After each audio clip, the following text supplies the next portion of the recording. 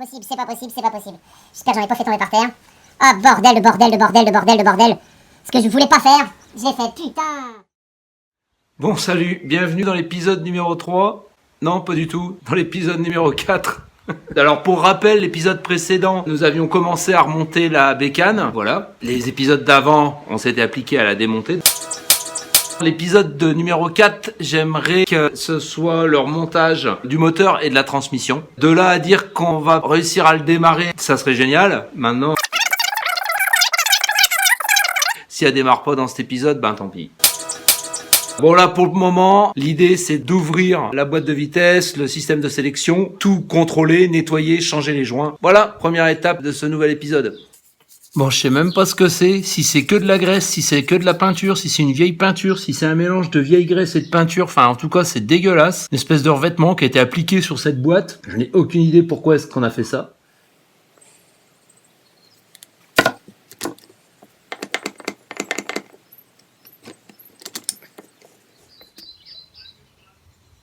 Bon, le copain Eric est venu m'accompagner pour ouvrir la boîte de vitesse et puis surtout en faire l'expertise, pouvoir contrôler l'état d'usure. Bon, il m'a montré les endroits les plus stratégiques, les fourchettes, les bords des crabos, enfin tout ça. Et pour lui, elle est en très bon état. Il y a néanmoins quelques petites pièces d'usure, bon des joints à refaire. Et puis là ici au bout du doigt d'embrayage, il y a quelques pièces à remplacer. Il y avait ce circlips là ici qu'on a retrouvé qui se baladait là-dedans. Du coup, cette pièce, elle avait un peu bougé, elle a un peu bouffé le bord du carter. Enfin bon, c'est vraiment très léger, la boîte de vitesse, elle est vraiment en bon état. Donc là, je vais tout bien la nettoyer, remettre des joints neufs, ce petit équipement là ici. Tous les joints SPI, il y aura le gros joint SPI à remplacer derrière le pignon de sortie de boîte. Mais ça, il faut attendre que ça soit remonté dans le cadre avec la chaîne, la roue arrière. Enfin, donc voilà, j'ai commandé les pièces, j'attends que ça arrive. Et puis là, pour le moment, on va s'occuper de ça. Bon, alors, les pièces reçues, pour ceux qui suivent sur les réseaux sociaux, c'est moins une surprise. Et pour les autres, une paire d'amortisseurs. Je montre à la caméra. EMC. EMC. EMC. EMC.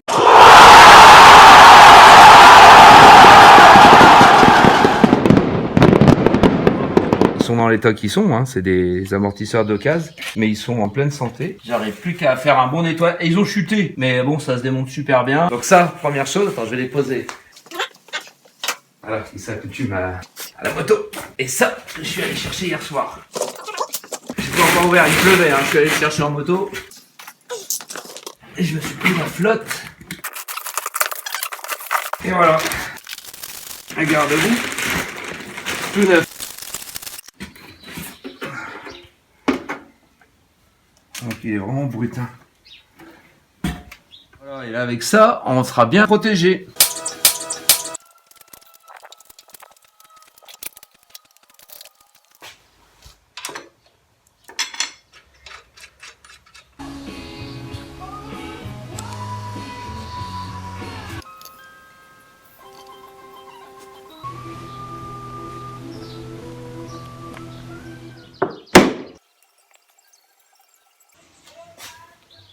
Voilà. Cette partie-là, c'est bon. Donc ça, je vais pas l'utiliser. En revanche, il y a un circlip là ici à mettre. Quelque chose me dit qu'il va pas se mettre facilement celui-là. Bon ben voilà, écoute, je sais pas si d'ici tu vas réussir à le voir, mais avec un peu de méthode et puis bon, surtout une bonne pince, j'ai réussi à le remettre. Ça c'est bien clipsé, j'ai contrôlé en le faisant tourner dans tous les sens. Il est bien enclenché dans sa gorge, donc c'est bon, on peut continuer le remontage. J'ai bien nettoyé quand même avant de tout remonter parce que dans ce couvercle, il y avait quand même eu un génocide de circlip. J'ai vraiment pris soin pour le coup de vraiment tout contrôler et regarder qu'il y avait plus de limaille. Et puis j'ai remarqué également que la stagnation d'huile et puis probablement les cycles de chauffe répétés avaient cramé tout le bas là. Ici le joint était vraiment tout abîmé, donc j'ai apporté une attention particulière à nettoyer les plans de joint en bas, bien libérer ici ce que je suppose être un graisseur. Et là maintenant je vais pouvoir remonter. Donc il faut réussir à glisser l'engrenage du kick derrière. Donc d'abord tirer ça, le glisser derrière, et puis en même temps il y a le détrompeur, ou je sais pas comment on va appeler ça là, l'arrêtoire du kick, la petite quéquette qui doit rentrer pile dans ce trou là. Donc ça fait quand même pas mal de choses à gérer en même temps. Et puis le ressort du kick est quand même bien tendu. Donc tac, ça je le fous là ici derrière, comme ça. Faut gérer les trous. Tac. Et puis en même temps réussir à enclencher le bras du kick dans son logement. Tac, ça a l'air de... Voilà.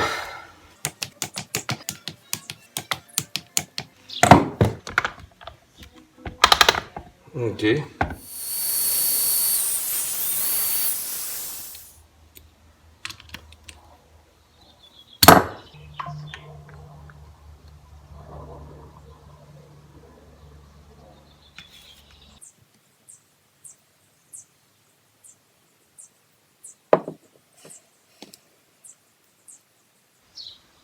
Ok. Bon ben j'ai 2 plans de joints à nettoyer et puis remplacer les petits galets là. Et puis 2 joints à fabriquer.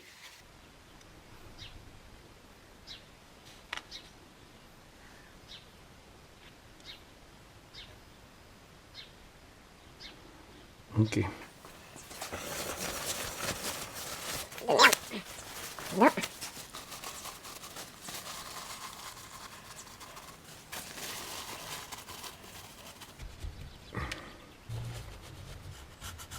Cette fois-ci, je suis bon pour faire mes joints. On va commencer par celui du doigt de sélection. Donc là, on suppose que c'est un rond. On va tout de suite prendre ce diamètre. 46. Donc ça fait 23.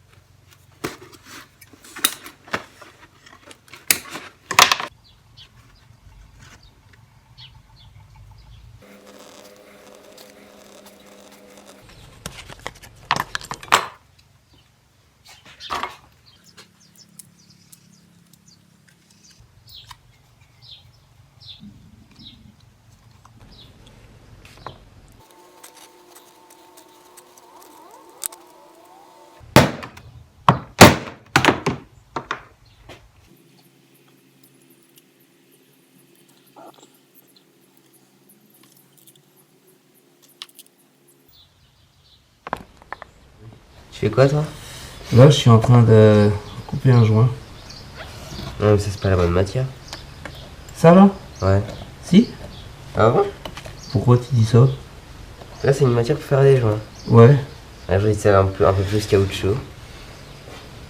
Ouais, bah peut-être, ouais. Là, je sais pas, c'est des joints, c'est du papier à joint, ça s'appelle, ou carton à joint, je sais plus. Tac, voilà. Et du coup, maintenant, l'intérieur. Donc ça, j'ai mon petit détrompeur qui est là. Ça va comme ça. Pas du tout, ça va comme ça. Attends, comment ça va? Ah ben ça va. Qu'est-ce que j'ai branlé là? Ah voilà. Donc tu vois, je vais mettre du gras là. Ensuite ça. Et voilà, je te l'ai mis où le crayon gras? Là. Bah écoute, je te remercie.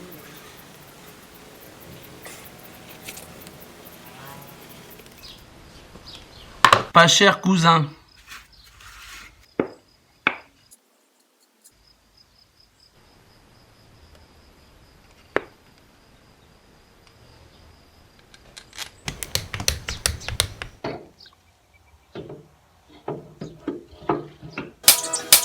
Juste un petit arrêt pour parler de l'adaptation du garde-boue arrière.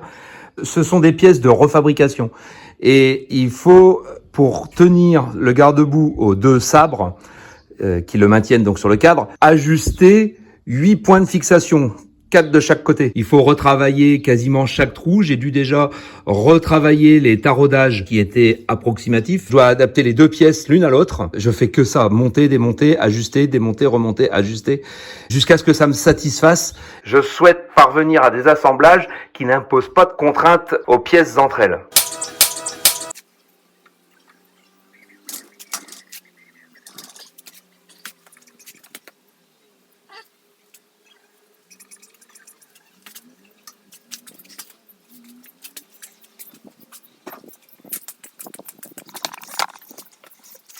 Voilà, ça y est, j'ai monté les amortisseurs 13 pouces. Je trouve que c'est quand même nettement plus confortable. On a une garde au sol quand même plus importante. La manœuvrabilité est nettement supérieure. Et voilà, je trouve que plus ça va et plus ça ressemble à une moto qui me plaît. Prochaine étape, ça va être monter le moteur.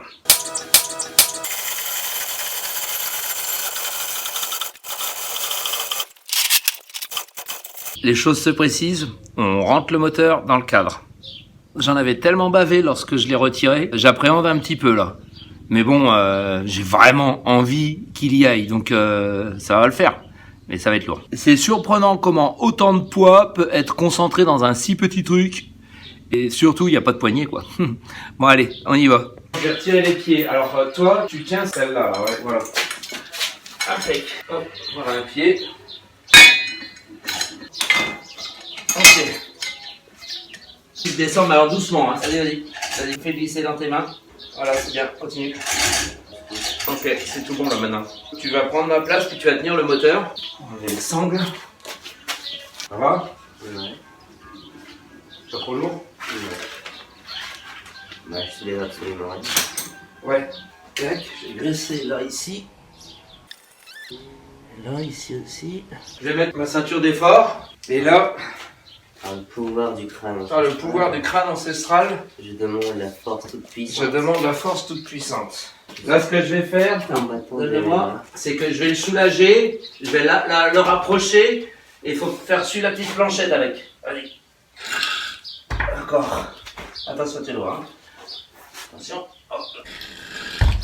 Ok. Encore un petit peu. Voilà. Ok. Bon, ben là, cette fois-ci, il faut que je mette ça. Ça doit aller là. Et ça doit aller là. Donc, là, il faut vraiment que je soulève. Alors là, attention.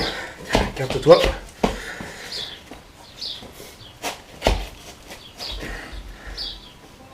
Ça va me gêner, ça.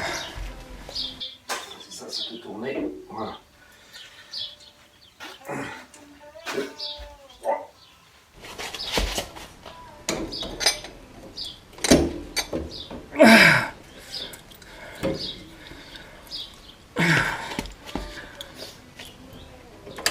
Est-ce que j'y suis là? Non, faut que tu pousses encore.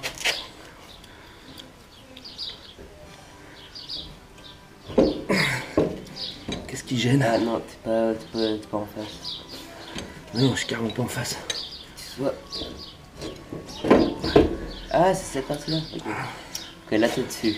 Ouais.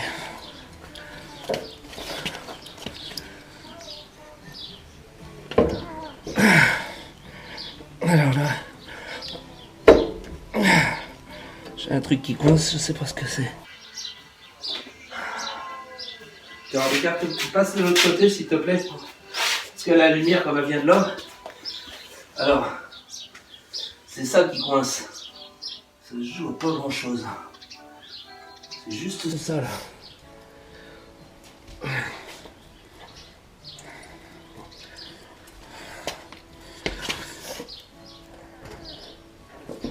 Allez. Ça y est, ça c'est passé. Voilà, voilà. Voilà. Tac. Et maintenant, j'aurais plus qu'à mettre mes boulons. Ok.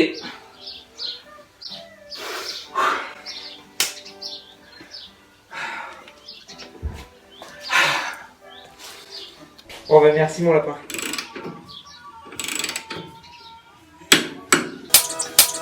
Bon alors là j'ai acheté le carter primaire le moins cher de tout l'internet. C'est un aftermarket tout bête qui a été barbouillé à la bombe. Mais en tout cas moi il me fait bien mon affaire et je remercie Joe de m'avoir dégoté cette pièce. Ça correspond exactement à mon projet, efficace, simple.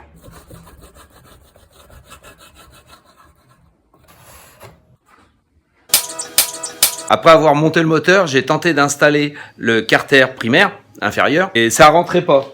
Parce que, je sais pas si vous vous souvenez à l'épisode 1, j'avais galéré lorsque j'avais démonté le roulement. Il fait le joint entre la sortie de boîte et le carter primaire. Il était tout défoncé. Et l'axe de sortie de boîte était lui aussi tout abîmé. Et du coup, lorsque j'ai tenté de rentrer le carter primaire, eh bien, le roulement, il voulait pas passer. Donc, avec un disque à polir très très fin. Je suis venu rectifier l'axe et là maintenant ça rentre du plug and play. Remontage pour la 75e fois de la boîte à vitesse.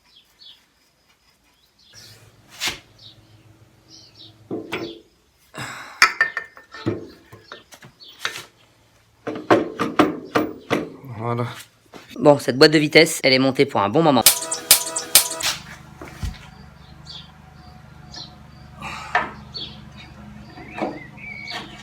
Tac, nickel. Bon, là je tombe sur une tuile. Je suis en train de faire un montage à blanc pour essayer de comprendre comment ça fonctionne, tout le système, embrayage, démarreur, solénoïde, et ainsi de suite, enfin toute la transmission là. Donc je fais ça pas à pas en utilisant le manuel. Et je viens de me rendre compte d'une tuile assez ennuyeuse, c'est que toujours pareil, la même galère avec la sortie de boîte. Je vais pour monter la noix et en fait il y a la petite clavette qui est normalement mobile, elle est complètement noyée dans la masse. Donc la nouvelle galère, il faut que je réussisse à sortir cette clavette qui doit être encastrée là-dedans depuis je sais pas combien d'années. Et voilà, sinon je suis coincé quoi. Bon, allez, je vous ai pris sur le front. Je sais que c'est pas la situation la plus confortable, mais en tout cas pour moi ça l'est. Il faudrait que je réussisse à impulser en tapant par derrière, tapotant, voir si déjà il y a du mouvement. Parce que là, je sais pas depuis combien de temps c'est comme ça. Alors, on va prendre un petit chasse-goupille. Pas trop gros. Et un marteau un petit peu lourd pour voir si par ici ça veut bien venir ou pas. C'est pas gagné. Si ça bouge. Ça bouge. Ça bouge même bien. Ça bouge même très très bien. Et ben voilà, moi qui me faisais tout un monde, c'est vraiment pas grand chose. Ma grande guerre s'achève par une toute petite bataille. Allez, on remonte.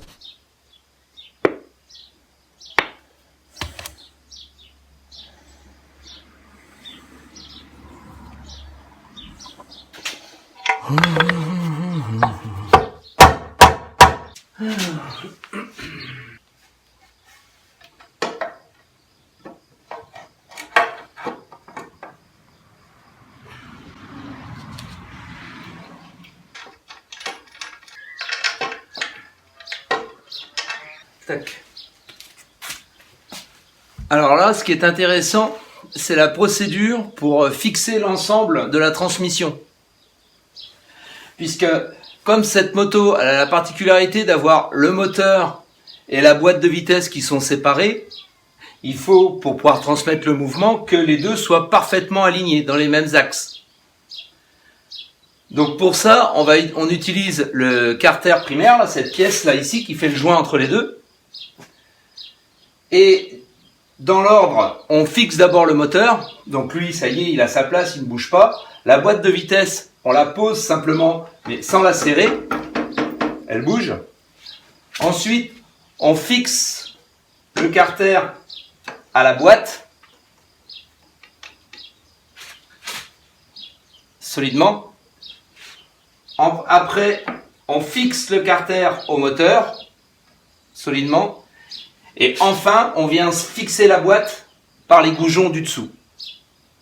Et là, c'est parfaitement aligné. La transmission primaire, en tout cas, est parfaitement alignée.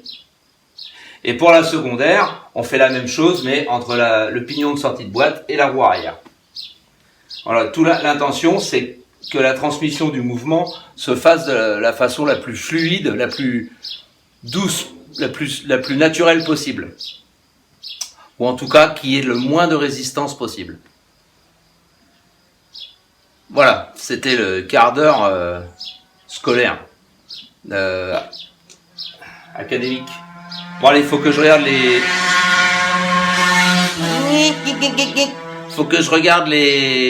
les coupes de serrage. J'ai fait une installation électrique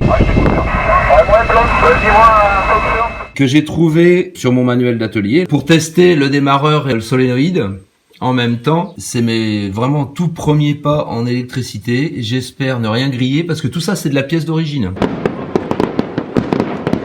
Donc j'ai tout branché comme c'était marqué sur le feuilleton, sur le magazine.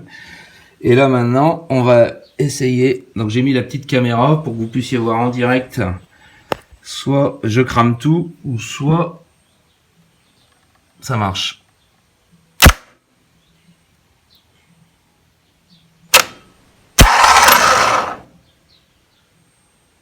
Alors, ça dit quoi? Ça marche. Allez, nouvelle étape dans le remontage à blanc de la transmission primaire. J'en suis à devoir prendre les cotes pour s'assurer de l'alignement entre la sortie moteur et l'embrayage. Et pour ça, on a procédé à un accompagnement dans le manuel qui, en fonction des cotes que l'on trouve, nous donne les épaisseurs de calage à rapporter. Et pour pouvoir prendre les mesures, je dois désolidariser la noix d'embrayage de sa cloche. Ça veut dire pour ça retirer les tout petits circlips qu'il y a au pied de l'axe là. C'est parti. Alors j'ai une toute petite pince très fine qui irait parfaitement, mais malheureusement elle est coudée donc je peux pas attraper mes bords de circlip. Et sinon j'ai une pince droite qui permettrait parfaitement d'attraper le circlip, mais qui n'est pas petite. Il m'aurait fallu une droite fine, et peut-être que la prochaine galère il m'en faudra une coudée grosse. Bref, accroche-toi pas assez, il rentre pas bien dans les pions quoi. Quoique, attends, je vais attraper un petit tournevis parce qu'il tourne en même temps le coquin. C'est juste un petit peu trop gros quoi mon truc là. Ouais, je suis pas loin. Je suis pas loin. Oh merde, je vois que je l'ai mais j'y arrive pas. Bon, bref, vous avez compris la guerre. Ça y est, j'ai réussi à retirer les 3 circlips. Donc normalement, je dois pouvoir retirer ce cache. Qui est plein de merde. Et je dois pouvoir retirer, désolidariser la noix et la cloche. Voilà, et ça va me permettre de bien... Oh putain, ce qu'il fallait pas faire. Vrai, mais c'est pas vrai, mais quel... J'ai vraiment fait de la merde. C'est pas possible. J'espère que j'en ai pas fait tomber par terre. Oh bordel de bordel. Ce que je voulais pas faire, je l'ai fait, putain. Okay. T'es hyper protégé, tu fais du yoga toute la journée, tu manges végé toute la journée, c'est extraordinaire. Comme un connard, j'ai retiré les roulements, donc je vais essayer de les remettre. Pour ça, j'ai levé le haut et je vais essayer de coller avec de la graisse les 10 roulements, les 10 billes. Alors c'est pas des billes, c'est des... Je sais pas comment ça s'appelle ça, des... Bon voilà. Je sais pas comment ça s'appelle. Espèce de rouleau là.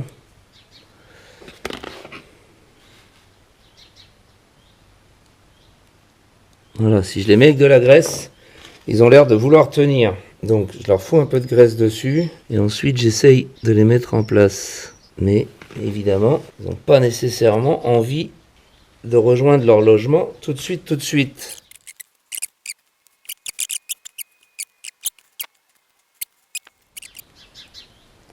Et 10.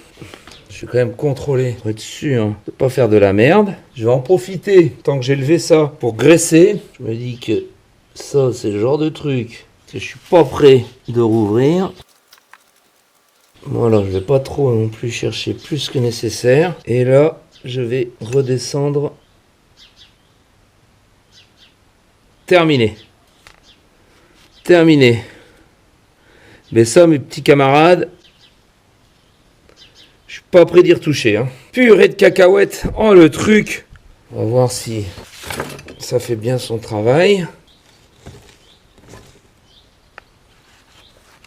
Ouais, je peux retirer la cloche sans que ça défasse les billes. Bon, allez, je vais pouvoir continuer mon travail de mesure. Tac. Voilà.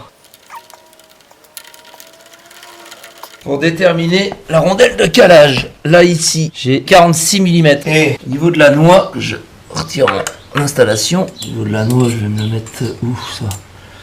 Je vais me le mettre là, comme ça. Et au niveau de la noix, on a 39,5 40. Soustraire la mesure en 3 à celle de 2 pour déterminer la rondelle de calage à utiliser. Donc moi j'ai 46 et de l'autre côté on va dire 40. Ça me fait 6 mm. Si je me rapporte au tableau, moi il me faut la première, la cote 1,52 et c'est la rondelle 24032.70 que j'ai besoin. Du coup c'est tout ce qui me manque pour pouvoir monter ma primaire. Et c'est certainement là-dessus que je vais conclure l'épisode 4. Bon, j'étais peut-être un peu gourmand au début, j'imaginais que j'allais pouvoir réussir à faire claquer le moteur, mais en fait, il faut...